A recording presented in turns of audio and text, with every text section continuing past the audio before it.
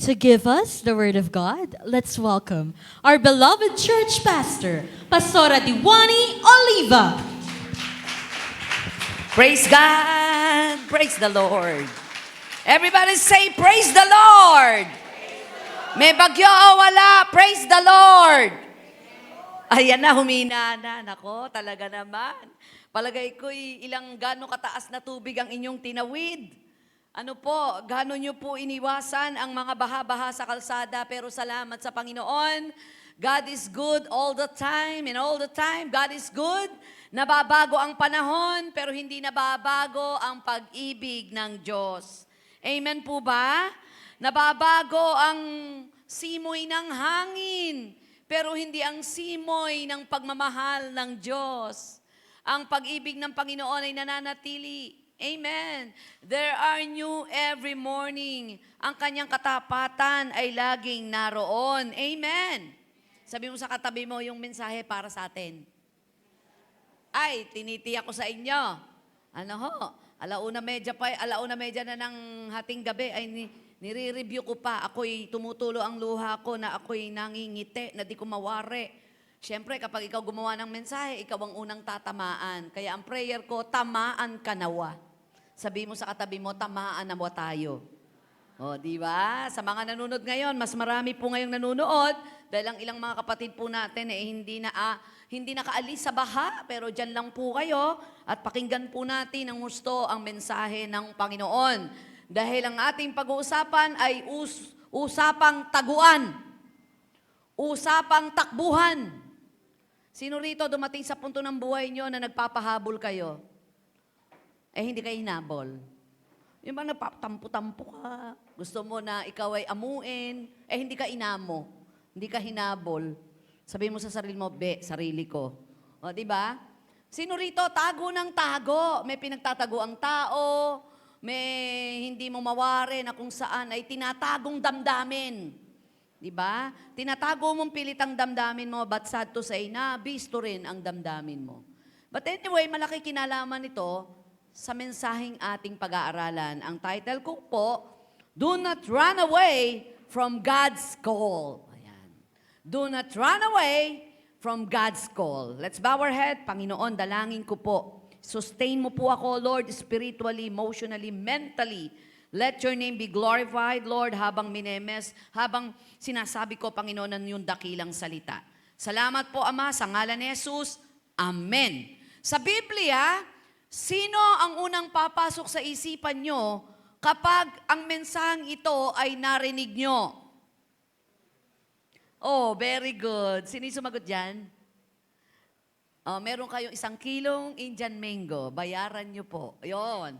Do not run away from God's call. Kapag nadinig po natin ang mensaheng ito at palabasa ka ng Bible, ang papasok sa iyo una agad si Jonah. Si Jonas. Si Jonah ang mananakbo. Ang walang ginawa kundi tumakbo. Let's open our Bible to the book of Jonah chapter 1 verse 1 to 3. Huwag na po natin basahin ang buong chapter na Jonah 1 up to chapter 4 lang po ito. Pag uwi nyo po, basahin nyo po. Magmi-mix emotion po kayo habang binabasa nyo to. Jonah 1, 1 to 3. Now the word of the Lord came into Jonah the son of Amittai, saying, Arise, go to Nineveh, that great city, and cry against it, for their wickedness is come up before me. But Jonah rose up to flee unto Tarshish from the presence of the Lord, and went down to Joppa, and he found ship going to Tarshish. So he paid the fare thereof, and went down into it to go with them unto Tarshish from the presence of the Lord. Tagalugin ko po. Ang aklat na ito ay naglalaman ng mensahe ni Yahweh sa pamamagitan ni Jonas na anak ni Amittai. Isang araw, sinabi sa kanya ni Yahweh, pumunta ka sa Nineveh na isang malaking lungsod at sabihin mo sa mga taga roon na umabot na sa akin ang kaalaman ng kanilang kasalanan. Sa halip na sumunod, ipinasya ni Jonas na takasan si Yahweh. Nagtungo siya sa Joppa at doon ay nakatagpo ng isang barkong patungong Tarsis. Pagkatapos na magbayad ng pamasahe, sumakay siya sa barko upang maglakbay kasama ng iba pang mga pasaherong patungong Tarsis. Sa ganitong paraan ay inakala niyang makakatakas siya kay Yahweh. Kapag ka po binasa po natin ang kabuuan ng Book of Jonah, chapter 1, 2, 3, 4, ito po ay isang kasaysayan ng buhay ni Jonah patungkol sa kanyang karanasan kung paano siya'y umiwas, nagtago, tumakas sa tawag ng Diyos. You probably have heard about the story of Jonah and the big fish. No? Ito po ay pawang katotohanan lamang, hindi ito gawang-gawang katang-isip lamang. Pangyayaring dumating sa punto ng sitwasyon at karanasan at kasaysayan na imbis na ang tao ang kumain sa isda, isda ang lumunok sa tao. Gaano kaya kalaking isda ito? At anong klaseng isda ito? Palagay nyo, diles? Maya-maya? Ano ho? However, there is more to Jonah than being swallowed by a gigantic sea creature. In fact, if you take a deeper look of Jonah's life, you will learn a lot of life lesson from the book of Jonah. Totoo naman po. Kapag binasa po natin ito at hindi natin hintuan, napakaraming lesson learned. Napakaraming matututunan ka sa buhay ni Jonah. Jonah was a real person. This is not some kind of Old Testament parable. This is history. Take note, ito'y isang kasaysayan. As mentioned earlier, chapter 1 to 1 says that he was the son of Amittai. As mentioned in 2 Kings 14, 23 to 27, Jonah was the prophet. Akalain mo, propeta pala tong si Jonah. Who served during the reign of Jeroboam II in the 8th century before Christ. Not all of his prophecies are recorded. Hindi lahat ng kanyang propesaya ay na-record, pero may mga major prophecies siya na naganap. And the book of Jonah is one of the Bible's most unusual book. Everybody say, unusual. Hindi mo tutulugan to. Hindi ka aantukin. Hindi ka maboboard.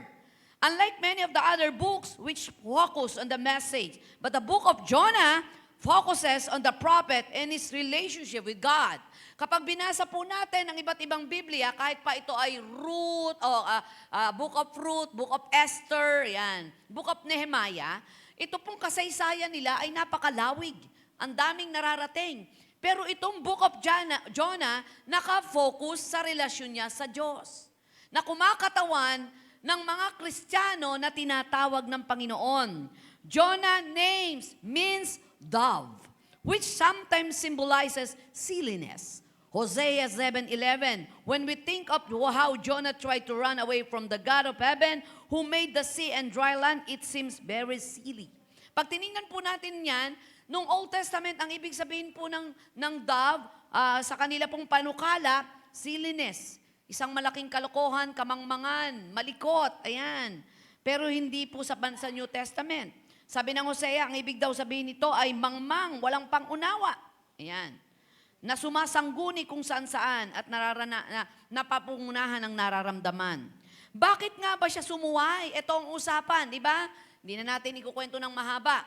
Inutusan ng Panginoon si Propeta Jonah na pumunta ng Ninibe. Ano ang lugar ng Ninibe? Makikita po natin isang malaking lungsod. Lungsod na masagana. Lungsod na kung saan ay talagang tinatanaw, pero makasalanang lungsod. But instead, pumunta siya ng Tarshish. Inaral po ng mga Bible scholars, sinasabing ang Tarshish ay isang bahagi ng Spain na mayaman din namang lugar, higit kesa Ninibe, sapagkat sinasabi ng mga Bible scholar na ang karamihang yaman ni King Solomon, metal, iron, gold, silver, ay nanggaling po sa Tarshish. Kaya kung titingnan mo, pipiliin mo talaga ang Tarshish. Pero hindi lamang yun ang dahilan kung bakit siya pumunta ron. Una, mababa espiritu niya. Sinasabi rin po ng mga nangangaral na mga pagkakatong yon backslide si Jonah. Pangalawa, may katwiran siya na, ba't ko pupuntahin to? Nuknukan pala ng tigas ng ulo, laganap ang kasamaan, nababalita sa Twitter, sa Instagram, sa Facebook. Ang daming mga kalokohan. Iba't ibang uri ng kasalanan na namamayani, hindi maganda ang gobyerno. Ang mga mamamayan dito ay mga walwalang buhay. Ang mga Kristiyano ay bagsak. Total mahabagi naman si Lord, bahala na siya doon. Kapag tayo'y bumababa ang spiritual natin, namamangmang tayo. Nabibigyan natin ng katwiran ng mga gusto natin na hindi kalooban ng Diyos. Nakukonsinti po natin ang ating laman. Tandaan po natin, kapag tayo po ay unti-unting napapalayo sa Panginoon, lumalabo ang ating pagtingin sa magagandang bagay patungkol sa Diyos, nabibigyan natin ng katuwiran ang kaaliwang gusto natin na maglalayo sa Diyos. Napangangatwiran na natin ang mali. Pilit nating itinatama yung mali sa maling katwiran. Kasi nga, nabubulagan ka na. Bulungan mo yung katabi mo, nawa hindi ka bulag ngayon. So, balikan natin si Jonah. Sabi ng Lord, maliwanag.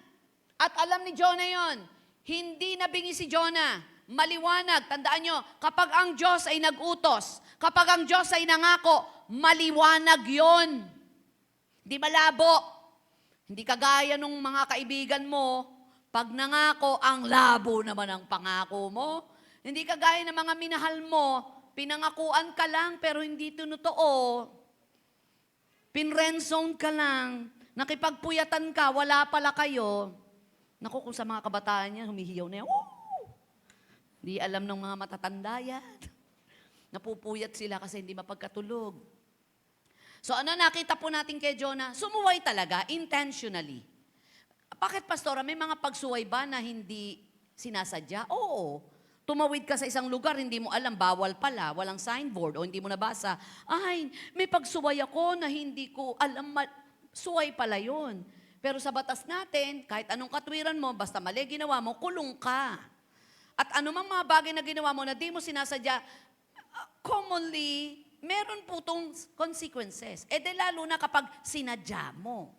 Sabi mo sa katabi mo, huwag kang mananadya. So si Jonah, intentionally, bakit? Pagdating niya sa Joppa, nakarating tayo dito, Pastor Mike, Joppa, no? Sa Joppa. Yan, nakarating kami rito. Ganda-ganda rito, ganda-ganda. Doon pa lang nakaka-attract na eh. Malilimot mo na talaga tawag ng Diyos eh. Bibili ka pa lang ng ticket, sasakay ka pa lang ng barko, makakalimot ka na. Malakas makalimot kapag mababang spiritual mo sa mga bagay na panandalian lang na inaaliw ka. Kaya maging mapagbantay ka kapag nakikita mo na nagiging reklamador ka na. Nagiging lapastangan ka na, nagiging familiar na sa'yo ang lahat, pati pagdalo, wala na puso mo. Automatically, nandun ka na. Alam mo yung body clock, kahit wala ka ng alarm clock, pag nasanay mong 5 o'clock, kahit puyat ka pa, 5 o'clock, alarm, body clock. Nakasanayan ng katawan mo, na programa na. Wag nawa na ang ating buhay paglilingkod, pinrograma mo na kahit wala ka ng apoy. Kahit wala ka ng kilig kay Lord. Sana patuloy tayong kinikilig pa rin sa pag-ibig natin sa Panginoon. Yun ang nangyari kay Jonah. Wala nang kilabot, wala nang kilig, wala nang pananabik, nang tawagin siya ng Lord, prophesy my word. Sabihin mo sa kanila, sukdulan ng iyong kasamaan. Mula ngayon, bumila kayo ng ilang araw, pasasabugan ko. Mamamatay kayong lahat. Gugunawin ko ang Ninibe. Walang burden, di naawa. Yun pa, kapag napapalayo ka na sa Lord, kahit mapabayaan mong ministry, walang tatayo eh. Walang maglilinis ng church. Mo na, pisan lang. Delikado na yon. Kasi kapag alam mo na mainit ka pa, kahit ang sitwasyon ay bumabalakid, hindi ka mapapakali. Gagampanan at gagampanan mo ang gawain ng Diyos na inatang sa'yo. Pumalakpak po yung gano'n ang nararamdaman. Ay, diba? Na kahit nga physical na laban eh. One time, minsan na-invite po ako sa isang kaibigan kong pastora. A month before ako mag-speak. Excited na ako, nalaglagay na ng mga tarpaulin, nakikita ko na sa Facebook. Sunday ang preach ko. Friday, may event sa Bunlo. Iba na yung nararamdaman ko, nanginginig na ako, nilalagnat na ako. Sakit-sakit na ng tiyang ko. Pinigil ko kasi sabi ko, hindi pwede to. Kailangan uminom ako ng pain reliever kasi Sunday magtuturo ako. Dami nang umaasa, ang dami nang handa na ang sarili. At umaasa rin po kung may gagawin ng Diyos. Wala na, madaling araw, tinakbo na ako sa first time noon ako'y na-hospital. Takbuhan na, first time. Kaya naman ang mga CMT, natakot na noon. Sabi ko, wala magpe-pay sa Facebook kasi baka magambala yung pupuntahan ko. Pinipilit ko yung doktor, lalabas ako. Sabi niya, hindi ko pwede. Kukulaps kayo, babagsak kayo. My spirit is willing, but the flesh is very, very, very, very, very weak. Ganito na lang pipirma po ako. Kukulitan na yung doktor, hindi ko sinasabi sa CMT. Lalabas lang po ako bukas. 8:30. Babalik po ako ng 10:30. Balik niyo po yung dextrose ko. Hindi nga po pwede, ma'am. Ano po ba yan? Magtuturo po ako. Hindi na ho talaga kinaya. Sunday. Sabi ko, Pastora, pasensya na. Naintindihan ko, Pastora, kung ba't ngayon ka lang nagturo. Alam kong pipilitin mong pumunta. Hindi ko itinataas ang sarili ko. Binabalik-balikan ko yon kapag dumarating sa punto na may mga pagkakataong maglilingkod ako, hahanapan kong sarili ko. Delikado na ako. Ba't hindi na ganun ang nararamdaman ko? Life and death na ng buhay ko, pero gusto ko pa rin sa pulpito para ipahayag ang salita ng Diyos. Binabalikan ko po yun. Binabalikan ko yung unang dama ng pag-ibig at sipag ko sa Panginoon na ang nagtutulak ay yung pag-ibig din naman ng Diyos. Ang delikado na po kapag tumatagal na tayo bilang mananampalataya, ginagawa na po nating pangkaraniwan ang lahat. Tandaan po natin yung salitang extraordinary. Si Lord extraordinary gumalaw. Kaya dapat extraordinary kang magmahal at sumunod sa Diyos. Huwag kang para si Jonah. Balikan po natin uli. Anong life lesson natin kay Jonah? Una, kapag may tawag ang Diyos, kapag may ipapagawa ang Diyos, ano man ang nais niyang ipagawa sa iyo, God won't give up on you. Hindi patatalo ang Diyos sa nakikita at nararamdaman niya sa iyo. Hindi siya susuko para daling ka niya sa tamang paglalagyan niya sa iyo. Kung sa bawat pagsuway mo ngayon, ay nagkakabale-balentong ang buhay mo at maraming mga karanasang di mo maunawaan, baka may pagsuway ka. Wala mang malaking isda, pero may malaking sitwasyon para sabihin sa iyo, anak, gusto kitang dalhin sa dapat mong paglagyan. Nandyan po ba kayo? Once God made it known to Jonah that he should go to Nineveh, Jonah did the unthinkable. He ran away. He went into the opposite direction. He went to Tarshish instead.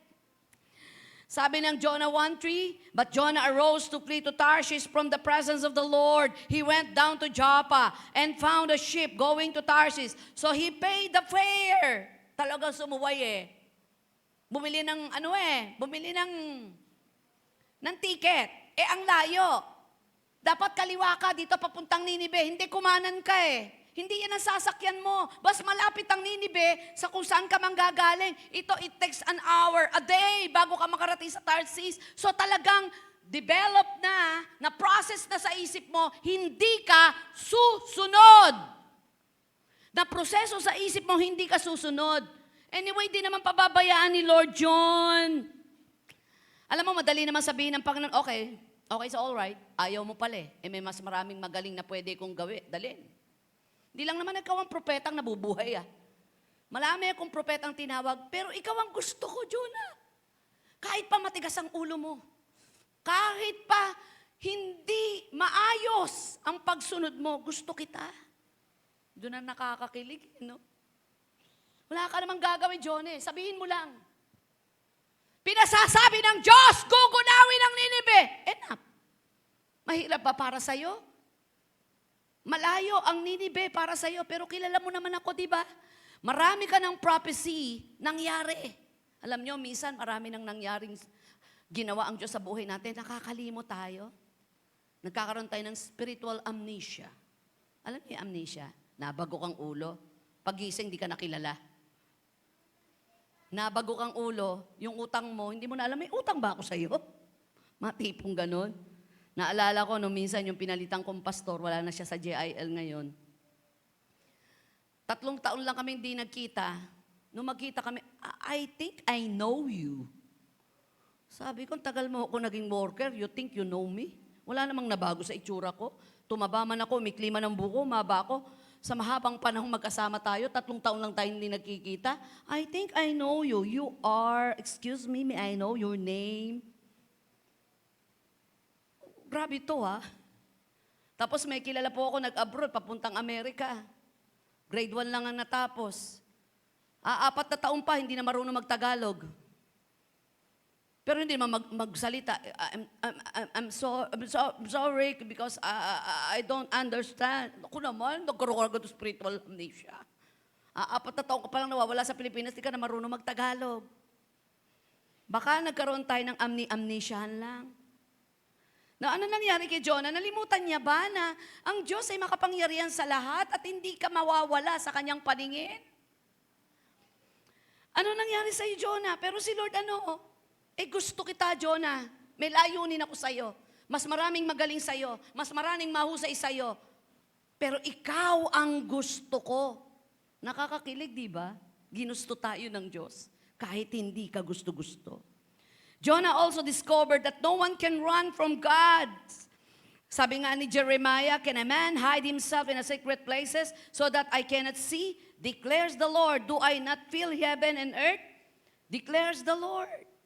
Tandaan po natin anumang sitwasyon ng buhay, anuman ang ating mga pinagdadaanan, hindi nalilingid sa Diyos yun at hindi ka susukuan ng Panginoon. Ikaw lang pala suko. Diba? Minsan kapag bumibinggo ka na sa akin, dami mo ng pang-aasar, dami mo ng pang-iinis, pampipikon, burado ka na. Ganun ang tao minsan eh. Diba? Pero ang Diyos hindi. Napakarami na nating sugat na binibigay sa puso ng Diyos. And yet, napakakulit ng pagmamahal ni Lord. Siya lang yung merong sinasabing stubborn love. Tandaan po natin, hindi ka i-give up ng Lord. Hindi ka aayawan ng Diyos. Hindi marunong mapikon ng Diyos sa mga paulit-ulit na pagkakamali natin, sinasadya man o hindi. 1 Corinthians 1:7 says, the Message Bible, God who got you started in His spiritual adventure shares with us the life of His Son and our Master Jesus. He will never give up on you. Sabihin mo sa katabi mo, He will never give up on you. Kakaiyak naman to. Never forget. Give up na tayo, pero si Lord hindi. Grabe si Lord, inayawan ka na. Ayaw na, o ayaw sumunod. Di ba, ako nga merong ugaling, di ko ayaw mo, ayoko din. Pero minsan di pwede yun eh. Kahit inaayawan ka na, gustuhin mo pa rin. Pag iyon ang gusto ng Diyos. Si Lord, inayawan na, Ginusto pa rin ni Lord at hindi niya ginive up si Jonah. And number 2, lesson learned. God can use bad situation to call people. Do you know that there are good things that can come out of the bad? One good example is what happened to Jonah and the man with him on the ship. Ito na yung nangyari. Sumakay siya ng papuntang Tarshish. Dahil may pagsuway, ano nangyari? Nagkaroon ng napalakas na thunderstorm, ang lakas na bagyo. Grabe. Lahat na sila nanalangin. Tingnan mo itong mga taong to, iba-iba relihiyon, sa panahong hindi na nila kayang gawin o wala na silang magagawa, lulod at lulod sa Diyos. Iba-iba nga lang sila. Merong sumasamba sa araw, merong sumasamba sa ribulto, iba-ibang relihiyon ang nandun. Akalain mo halos puno yung barko, iba-iba pagkatao, iba-iba lahi. Diba? Iba-iba relihiyon, iba-iba pagkakilala sa Diyos. Pero nung bumabagyo na, walang exempted sa inyo. Pero hindi nila alam ang layunin ng Panginoon. Lumuhod na. Sabi nito, lumuhod na tayo, nagrepent na tayo, bakit tayo tumila? Ayaw tumila. Na-convicted na si Jonah. Imagine, nangusa pa rin ng Lord. Sabi niya, mapapahama ko maraming tao. Tumakbo ko kay Lord. Sa pamilya po natin, maging tatakbo kay Lord. Baka pati pamilya nyo madamay. Naalala nyo nung minsan magalit ang Panginoon sa Sodom and Gomorrah? Lahat, wala siyang tinira. Dahil dayo lang dun sila Abraham. In-escape sila. May pagkakataon ng Panginoon, merong corporate anointing, may corporate curse. Napakahalaga po na nasa tamang desisyon po tayo. So ano po nangyari dito? Si Jonah, nireveal ng Lord sa kanya eh. Sabi niya, ako po may kasalanan. Itapon niyo po ako, titigil yan. Ko binigyan niya pa ng burden. Ayaw ng mga ito, karerepent lang gagawin mong killer. Kaya sabi nila, kaya alam mo, pati pagtapon nila, nanalangin sila, Lord, wag mo niyo kaming papanagutin sa taong ito, siya nagpapatapon. Pag binasa niyo, pero mo madidisturb yung spiritual life mo ng mga pagkakataong yun, nagpapakabait. Kailan nagpapakabait ang tao? Sa panahong may sakit siya. Kahit saang simbahan yan, madaling araw, pupunta yan. Bakit? Lalo pag tinaningan na ng doktor. Sa panahong sagad ang bulsa niya, sisimba yan. Yung iba naman, tsaka na ako pupunta pag solve na problem ko. Doon mas napupuno ang simbahan kapag lumindol na. Kapag dumating sa punto na may lindol ang buhay niya, na Jonah chapter 1 verse 5, now that God has sent a storm to rock their ship, the men were afraid and every man cried out his God. Later, they found Jonah sleeping in the lowest parts of the ship. The captain told Jonah, arise, call on your God. Akalain mo talaga, walang pakialam. Nung natulog lahat nagkakagulo na, siya hindi. Kapag backslide ka pala, parang ang buhay mo, kung saan na lang anurin no? Kakaibang kapayapaan meron ka, bahala kayo, wala akong pakialam sa inyo, ewan ko sa inyo, yun. Tutulugan ko lang kayo. Hindi ka makaka-escape kasi ikaw ang kakausapin ng Diyos. Ginising. Nung makita niya, ba ganito na pala kalakas, ganito pa nangyayari? Ano sabi? So tumayo siya, nanalangin. Kaya ano ginawa niya? Ako po. They called Jonah's God as your God and every one of them as their own God. Sabi ho dito, lahat sila may kanya-kanyang Diyos. Lahat sila may mga Diyos na nilapitan. Jonah 1:14, we pray, O Lord, please do not let us perish for this man's life and do not charge us with innocent blood for you, O Lord. Have done as it please you. Pati sila, nagugas kamay, wala kami kinalaman dito. Patapon daw siya. The man feared the Lord exceedingly and offered a sacrifice to the Lord and took vows. Alam po nangyari? Tinapon si Jonah. Pagkatapon kay Jonah, ano nangyari po? Kinain siya, naghihintay ng malaking isda. Huwag nating hayaang kainin tayo ng malaking sitwasyon sa pagsuway natin sa Diyos. Wala hong malaking isda na ngayon. Pero may malaking sitwasyon at malaking problemang pwedeng suungin kapag nagkamali tayo ng desisyon at tumakbo tayo sa tawag ng Diyos.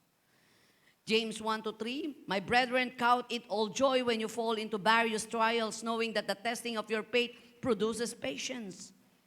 Pero sa lahat ng ito, lahat ng bagay pinaglalakip-lakip niya, marating mo lang ang kalooban ng Diyos, maging ang mga pangyayaring hindi maganda. Diba? Almost 100% or 98%, 90%. Tumanggap ang tao sa Panginoon at nagsumiksik sa piling ng Diyos dahil nasa sitwasyon ng krisis ng buhay. Hindi man financial crisis, merong emotional crisis. So kadalasan pinahintulot man ng Diyos ang pangit na sitwasyon, may maganda palang nakapaloob. Amen po ba? May maganda palang nakapaloob. Akalain mo, dumaan po sa buong daigdig ang pandemya for almost 2 years. Daming na-depress. Hanggang ngayon, may mga unsettled depression. Ang ilang mga tao hindi makaahon sa depression. May mga regrets sa nagdaang pandemya. Na-overcome na natin ang sakit na ito. Pero hindi pa rin ma-overcome ang dulot nito sa kanilang emosyon at isipan. Jonah, sabi niya, we pray, O Lord, please do not let us perish. Sabi niya, huwag niyo po silang pananagutin. Pero sa lahat ng mga pangit na sitwasyon, all things work together for good for those who love the Lord. Yung mga pangit na sitwasyon, kapag nakita po natin ang aral, makikita mong may maganda palang dulot ito. Pangatlo, ano ginawa nila? Prayer is an essential part of our Christian life. Sabi ni Martin Luther, to be a Christian without prayer is no more possible than to be alive without breathing. Martin Luther does have a lot of errors in his teachings, but for this one, I definitely agree with him. Si Jonah, from Jonah 2, verse 1-9, nakita po natin, ano ang pwede nating gawin? Lumuhod, manalangin. Sa mga panahon na tila gaba, nagkamali tayo ng desisyon. Tumakbo tayo sa tawag ng Diyos, balik muna tayo una sa lahat sa pananalangin. Dadirect po tayo ng presensya ng Diyos. Lahat ng mga alalahanin na takot na dulot ng ating pagsuway, lapit lang po, wag mapagod dahil ang Diyos hindi napapagod na tanggapin ka. Sabi ng Philippians chapter 4 verse 6, do not be anxious about anything, but in everything by prayer and supplication with thanksgiving and let your requests be made known to God. Ano ginawa nila? Nanalangin si Jonah. Nung nasa loob na siya ng tiyan ng isda, imaginein mo, nasa loob ka nun. Kadulas-dulas na, ako pa, di ka makatulog. Wala siyang ginawa kundi nanalangin. At nang siya'y nanalangin, binuga siya ng bibig ng isda sa dalampasigan. At doon nagbalik ang kanyang ulirat at bumalik siya sa dati kung saan siya tinawag ng Lord. Yung original design ng Lord, wag ho nating sirain. And number 4, we need to go at the extra mile. After being swallowed by the great fish, praying inside its belly, and being vomited into dry land, we may think that should have fixed Jonah's problem. But it didn't. Now Jonah is in Nineveh and he's dragging his foot to do God's word. Punta na siya. Jonah 3 verse 4, yet 40 days and Nineveh shall be overthrown. Naku, natakot ang mga taga-Nineveh. Yun lang ang binitawang salita. Tandaan nyo, 40 araw mula ngayon, gugunawin ang Nineveh! Nakarating sa hari. Akalain mong hari, bumaba sa trono, nagdamit sako, pinag-ayuno ang lahat. Mag-ayuno kayong lahat, walang kakain, manalangin tayo. Eh, hindi ba naman huhupa galit ng Diyos, no? Yung tao, kapag galit na galit, nag-sorry ka, ayaw. Ayaw tanggapin ng sorry. Si Lord, nahupa, hupa. Tapos ano nangyari? Nagbago ang isip ng Lord. Sa kasaysayan ng Biblia, dito nagbago ang isip ng Diyos. Ano nakapagpabago? Yung pagpapakumbaba. Saan pa nakita mula hari, nalawagan? Walang hindi mag-aayuno. Pati mga hayop na alaga nyo. Huwag kakain, manalangin, nagdamit sako, umalis sa kanyang trono, bumaba, nagpakumbaba. And the rest is history. Hindi ginunaw ang Nineveh. Because God, number 5, is merciful. God's mercy is unfathomable. No matter what we have done in the past, as long as we repent of it and have the right attitude of changing our ways, God will indeed forgive us. After hearing the message of Jonah, the people of Nineveh believed God, proclaimed a fast, and put on the sackcloth from the greatest to the less of them.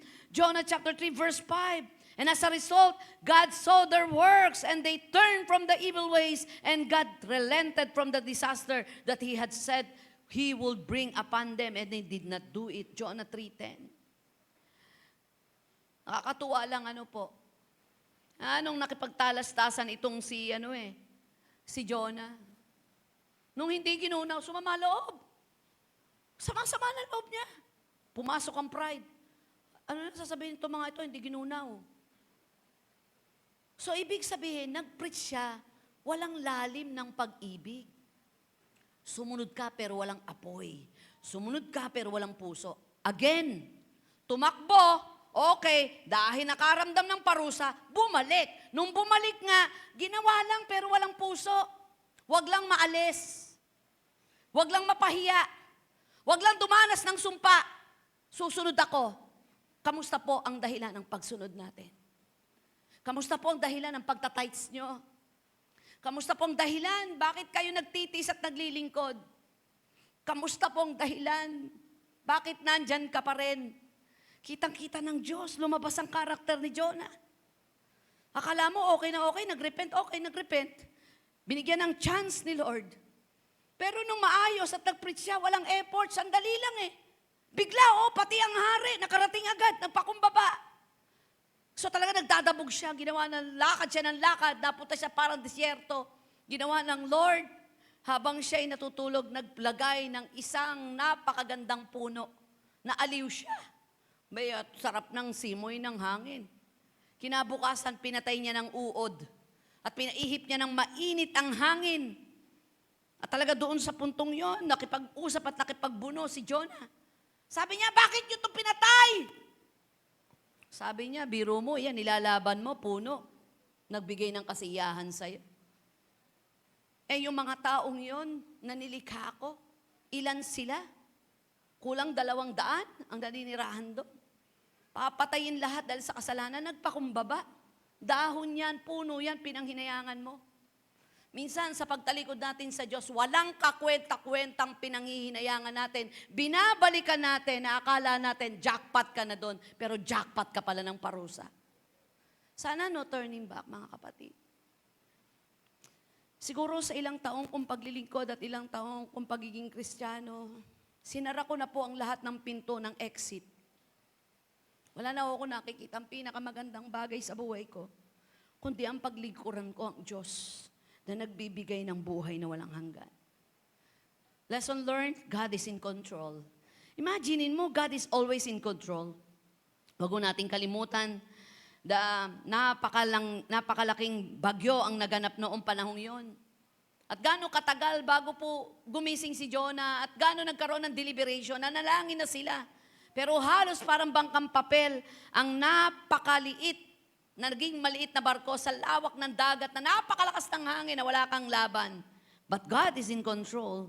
God is sovereign over all things, and that allows Him to control everything. Whatever you are experiencing right now, you can always turn to God, surrender to Him your problem, let Him direct your path.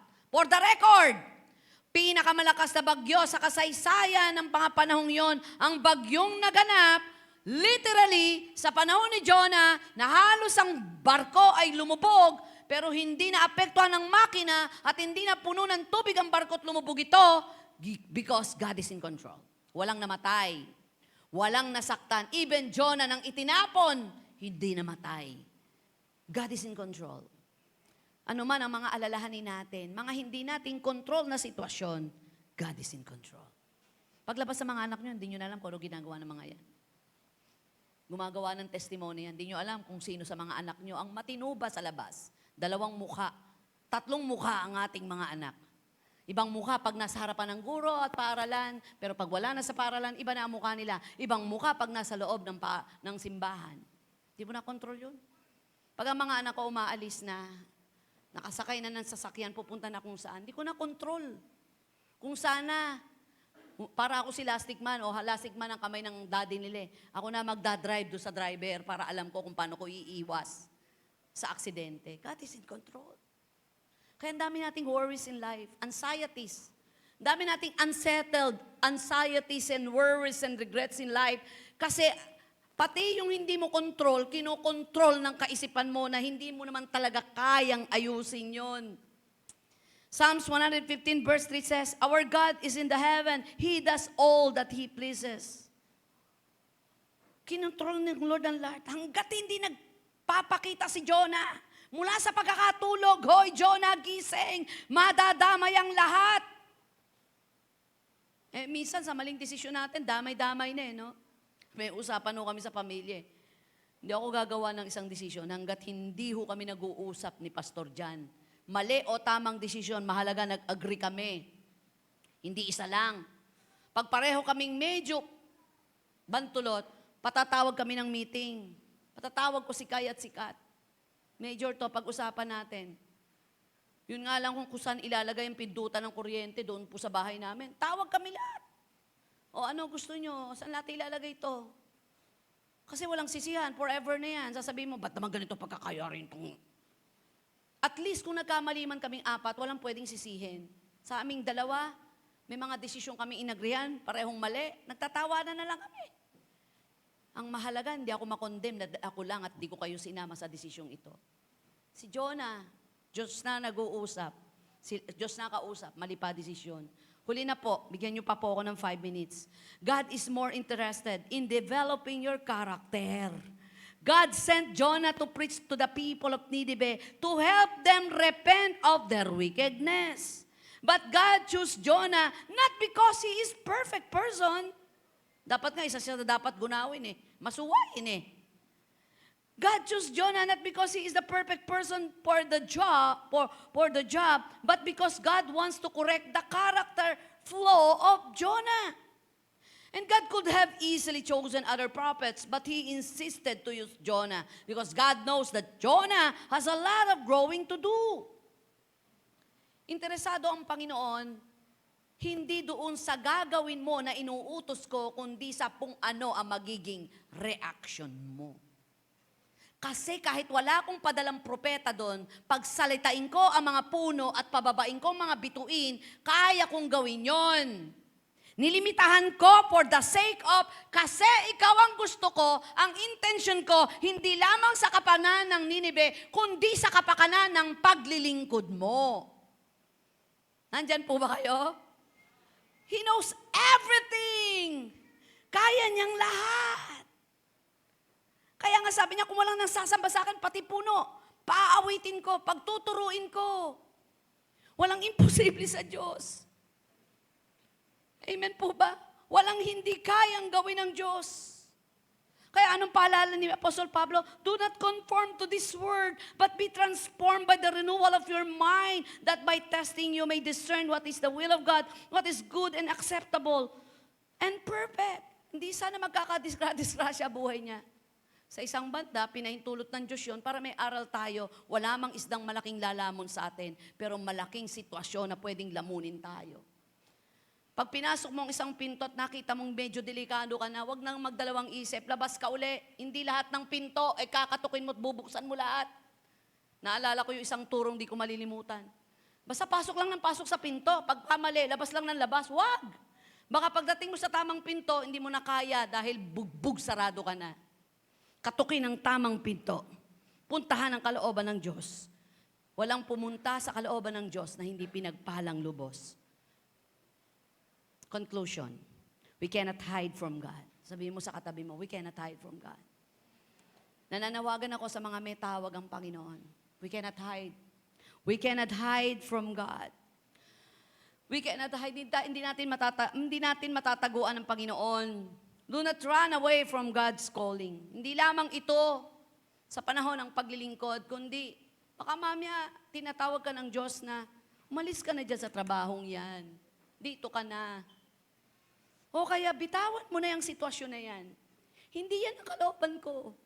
Palawakin po natin. Hindi yan ang tamang tao sa'yo. Hindi yan ang tamang karir mo. Hindi yan ang tamang lugar mo. Lumugar ka sa dapat mong paglagyan, kundi ang kalooban ng Diyos. Huwag ko kayong manghinayang kung may mga bagay man na pinahintulot ng Diyos na mawala sa buhay niyo. Dahil napakabait ng Lord. Hindi niya pwedeng hindi balikan ka at ibalik ang nawala ng hihigit pa sa doble na patutunayan niyang ako ang may gawa. Inalisan man kita, pero may ibabalik ako at may ibibigay ako ng higit sa mga nawala sa'yo. Ako, ang dalas kong mawala nung araw. Papagod na po ako sa panghihinayang. Pero unti-unti, sabi ko, di ko naman kontrol nawala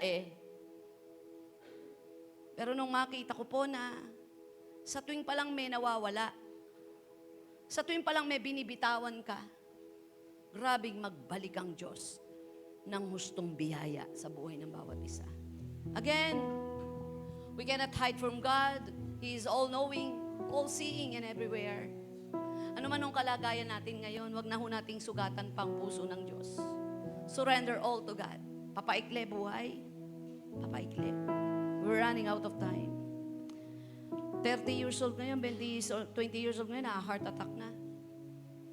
Lagi yun ang aking tinitingnan. Di natin kontrol ang buhay. Namamatay ng kusa ang tao, wala namang sakit minsan, lalo na pag nagkasakit. Magmadali ho tayong gumawa ng mabuti. Magmadali ho tayong maglingkod. Huwag natin gawing season na lang paglilingkod at inaayon natin sa ating nararamdaman. Kanina nag-uusap kami sa bahay. Sabi nung anak ko, paano yung extension? Maraming pwedeng gawin. Bahang-baha yung ibang mga extension. Pabuksan nyo mga Facebook. Manood sila ng Facebook o kaya mag-online Sunday worship. Madali na rin ibigay ang tithes and offering. GCash na lang yan. Bank transfer na lang yan. Wala, di tayo makakalusot Kanina sabi nung kapatid ko, mamimili kami ng pagkain nyo. May Sunday worship pa. Bukas ang church. So yung hindi makaka-attend dahil binaha, basta bukas ang church, malayo naman tayo sa baha. Tingnan mo, may mumunta mula kanina hanggang ngayon. Parang si Lord kanyan, bukas ang puso ko, bukas ang aking mga kamay. Kahit gaano kabaha ang problema mo, ahon ka lang, sasamahan kita. Di kita iiwan ni pababayaan man. Tumayo po tayong lahat and let us worship the Lord. Tandaan po natin, tayong tumakbo sa tawag ng Diyos. Let us bow our head and let us worship the Lord our God. Ikaw ang pumili sa akin sa kabila ng aking kakulangan. Nagtiwala at nagbigay ng pansin kahit pa ako'y wala.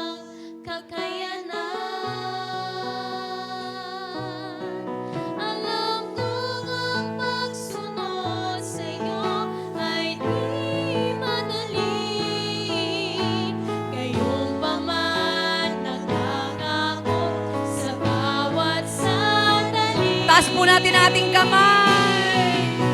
Magbibigay sa'yo ng galak, hindi bigat, hindi sugat. Gamitin mo ako ayon sa iyong kagustuhan.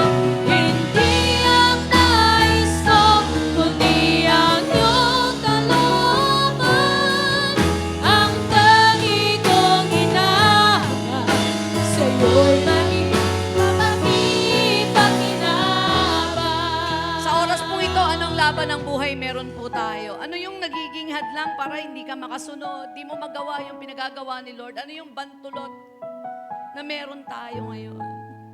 Lungkot ba yan? Anxiety ba yan? Worries ba yan? Fear ba yan? Tao ba yan? Hindi naman titigil si Lord hanggat hindi tayo hindi tayo nailalagay sa tama nating dapat kalagyan. Kayo po na nandito na nagdesisyon na susunod ako sa iyo, Lord, pwede bang maging panalangin natin, Lord? Huwag mo hayaang masugatan kita. Huwag mo hayaang mapalungkot kita. Di baling lumungkot ang tao at masugatan sa mga desisyon ko sa pagsunod sa iyo, wag lang ikaw. May mga taong di tayo maiintindihan sa pagsunod natin, sa prinsipyong meron tayo. Hayaan mo na sila. Pinili nilang wag kang unawain. Pinili nilang wag kang intindihin. Pinili nilang bumitaw, bitawan ka, yawan ka. Mahalaga na sa gitna ka ng kalooban ng Diyos. Magpapalit ang Diyos sa mga taong tunay na magmamahal at aayos ng iyong buhay na kasama mo hanggang dulo, hindi hanggang gitna lang. Si Lord kasi sasamahan ka mula una, gitna hanggang dulo ng laban ng buhay mo. Awitin po natin to with all our heart. Magbibigay sa iyo ng galak. Bigay sa'yo ng galak, hindi bigat, hindi sugat. Gamitin mo ako ayon sa iyong kagustuhan. Yes, Lord! Hindi ang nais ko, kundi ang iyong kalooban. Ang tanging kong Ibigay po natin ang pinakamatapis, sa'yo'y maging pinakamasarap na pagsamba sa kapakinabangan. Diyos na buhay. Magbibigay sa'yo ng galak, hindi bigat, hindi sugat. Gamitin mo ako ayon sa iyong kagustuhan. Hindi ang nais ko, kundi ang iyong Hallelujah, hallelujah. kalooban. Ang tangi kong hinahanap sa'yo'y maging kapag-ipakinabang. Inaanyayahan ko po kayong sumabay sa panalangin ito. Kaya nating maranasan natin yung recommitment again sa Panginoon. Pagbabalik, Lord, na kung ako'y naging masuwayin, may mga bagay na talagang nakipagmatigasan ako sa iyo. Sa nais mong gawin sa buhay ko, Lord, lumalapit ako sa iyo. Sabihin po natin na maikling panalangin ito na parang ikaw nananalangin, Panginoong Jesus. Panginoong Jesus, Malapit ako sa iyo ng buong puso. Malapit ako sa iyo. Nagpapakumbaba, humihingi ng tawad humihingi sa lahat ng mga nagawa kong mali, sa lahat ng mga pagkukulang, pagsuway. pagsuway. Tulungan mo po akong makasunod Tulungan mo sa po nais at gusto mo. sa nais Tulungan mo ako, Panginoon, Tulungan na mapaglingkuran ka na mapaglingkuran ka ng higit ng higit sa inaasahan ko sa inaasahan dahil yon ang gusto mo. dahil iyon Sa pangalan ni sa Jesus. pangalan ni Jesus. Mananalangin po ako, Ama naming Diyos na banal, masumpungan mo po kami, Panginoon, na lagi naming isinasaalang ang damdamin mo kaysa iba. Na mas iniintindi namin ang pwede mong maramdaman kaysa ang maramdaman ng sino man. Na mas una ka namin bigyan ng kaluguran at karangalan kaysa sino man. You are the source of our blessing, O God. Ikaw ang pinagmumula ng biyaya at pagpapala. Kaya mong utusan ng sino man ang sitwasyon at pangyayari upang makarating ang mga pangangailangan ng iyong mga anak. Sa oras pang ito, kagalingang emosyonal, mental, espiritual ay maranasan ang buhay ng bawat isa. At inaangking ko, Panginoon, walang sino man na magiging talunan sa pagsunod sa iyo. Kung ipahintulot mo man ang mga bagay, pangyayari, Panginoon, na hindi namin inaasahan. For we know that all things work together for good for those who love you. may magagandang aral, may magagandang pagpapala sa mga pangit na sitwasyon. Because Lord, Ikaw lang ang kayang kumontrol ng lahat ng pangyayari. Nauna ka na sa karanasang mararanasan namin. Nauna ka na sa problema at pagsubok na meron kami ngayon. Buhay kang Diyos at mananatiling malakas. Hindi mo kami bibitawan, hindi ka give up, Lord, na itamat ituwid ang aming mga buhay. Salamat, dakilang Diyos. Minsan pa po, itong aming dasal, magbibigay kami ng galak. Hindi sugat, Lord. Let us lift our hands. Hindi bigat, hindi sugat. Gamitin mo ako ayon sa'yo. Hindi ang nais ko, hindi ang nais ko, kundi ang iyong kalooban. Ang tangi kong hinahanap, sa'yo'y maging kapaki-pakinabang. Ang tangi kong hinahangad, ang tangi kong hinahanap, sa'yo'y maging kapag ito po ang aming panata, Panginoon. Ang tangi kong hinahangad, sa'yo'y maging kapag